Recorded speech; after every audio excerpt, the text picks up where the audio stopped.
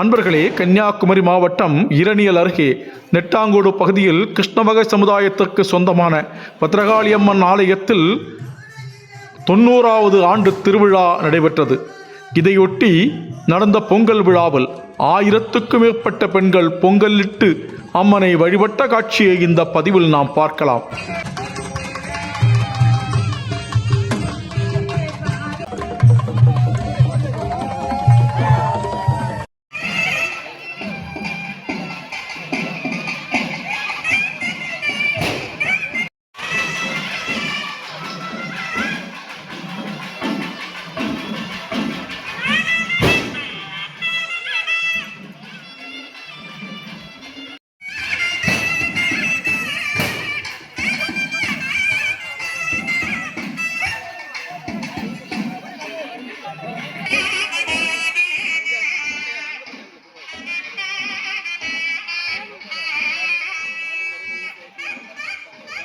தேவசம் போல ஒருத்தர் வேலை பார்க்குற வாய்ஸ் கொடுப்பாரு, சதீஷ், அவர் தான் கூட வந்து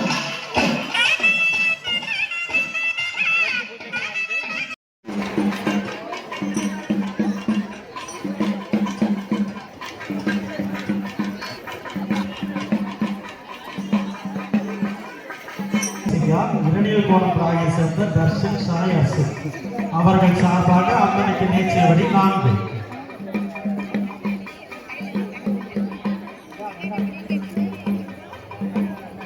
சுமார் 50 வருடத்திற்கு பிறகு